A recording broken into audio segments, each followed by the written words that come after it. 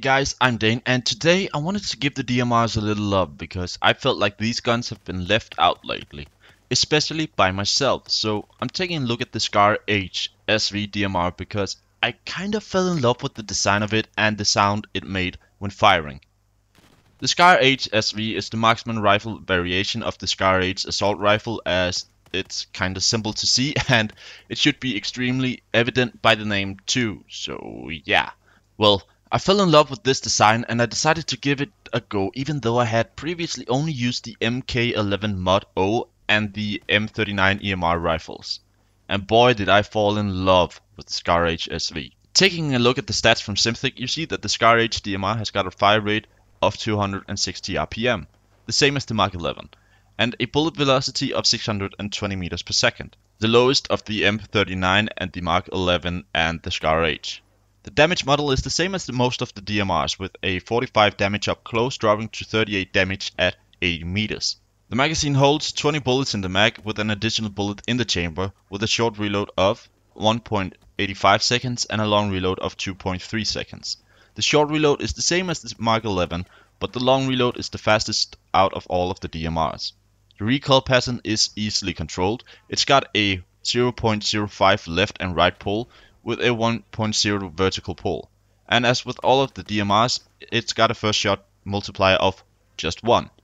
The moving accuracy is lower than the Mark 11, but other than that, it's got the same basic 0.125 stationary aiming down sight accuracy and a 1.0 moving accuracy, and then just the basic hipfire accuracy. The spread increase and the decrease is the same as most of the DMRs. So why did I fall in love with this weapon when it's plain to see that it's not the best out of all of the DMRs, but it's more or less the same as the top contenders? Well, the recoil is extremely easy to control, so you don't have to worry way too much about that. But basically, when all of the rifles are more or less the same, then it really boils down to the feel of the weapon. I talked about this in my previous video about my favorite sniper rifle, the M24 from Bad Company 2. Sometimes the way the gun feels, looks and sounds makes it a way better weapon of choice for you compared to other weapons, even though there's not really a lot of stuff to make these DMRs different. The way I ended up running the Scar H DMR was with an angle grip, reducing the vertical recoil even more, to make it even easier to use, especially as DMRs are semi-automatic weapons. This basically means that this first shot multiplier is added to every shot. I then slapped a heavy barrel on there, but I changed it around with the muzzle brake now and then because I'm still unsure which of these two barrel attachments I like the best. I hardly felt any difference in accuracy from using the heavy barrel, while I felt the improved vertical recoil reduction from the muzzle brake. This allowed me to easily control the rifle and be more accurate with my shots, while the vertical recoil didn't seem as annoying as with the heavy barrel. Of course, this is preference. If you have no trouble with the added recoil, go ahead with the heavy barrel. It's hardly even noticeable, to be honest, but I felt like I was able to be more precise with the muzzle brake. When it comes to scope, I like running around with the HD33 red dot sight with the 2x optic flip-up scope attachment for my weapon, just to improve my close quarter aiming accuracy and awareness while still doing well at longer ranges. But in bigger and more open maps, I switch over to the M145 3.4 optic scope, as I prefer the layout of this scope.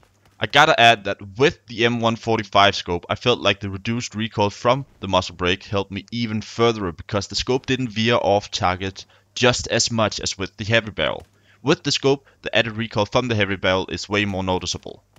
When it comes to my playstyle, well, slow and steady wins the race, at long range at least. Every time I sort of panicked in close quarter situations, I spam fired all over the place and it hurt my accuracy a lot.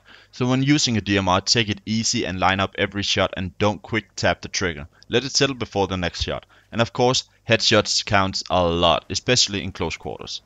I wouldn't recommend this rifle for close quarters, but I had a lot of fun at medium to long range with this weapon and I felt comfortable with it. So find some maps with lots of cover but still open areas to make full use of this weapon. It could be Savard, Siege of Shanghai, all of the Final Stand maps, Dawnbreaker and some of the Naval Strike maps. But other than that, I feel like it's quite difficult to just choose the specific weapon that you want to use because they're not really all that different, all of the DMRs. You really have to go to the one that you like the look of and the sound of and the way it handles. I mean, you can look at the stats all day, but all of these DMRs seem so similar, except for some of the lower damage but higher rate of fire weapons.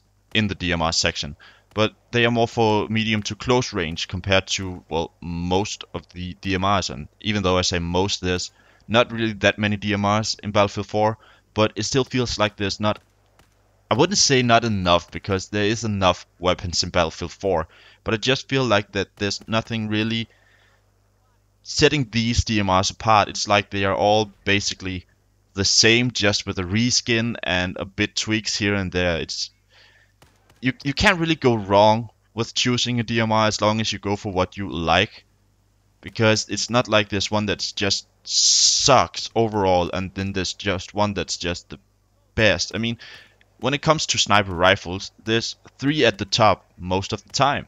The JNG 90 because of the muzzle velocity, the M98B also because of the muzzle velocity, and then the SR61 because it's got the lowest bullet drop out of all of the rifles. So these are the three that really takes the top of the scoreboard every time. And with DMRs, it's mostly just, well, it's rather random, to be honest. It's rather random, and I really wished that they felt like they were unique, all of them. And I know that this is hard to do, especially in a game like this. But yeah, I fell in love with the Scar H SV DMR, and I also like the M39, but it feels like the M39 really isn't my type of weapon in Battlefield 4, where I more or less like the Mark 11 and the Scar H way more. So yeah, anyway, that's it for this time, guys. Let me know what you think of the Scar H SV DMR in the comments below, and let me know what your go-to DMR is and what playstyle and attachments you use for it. So yeah, don't forget to like this video, share it with your friends, and subscribe for more and future content on my channel. And I'll see you guys in the next one.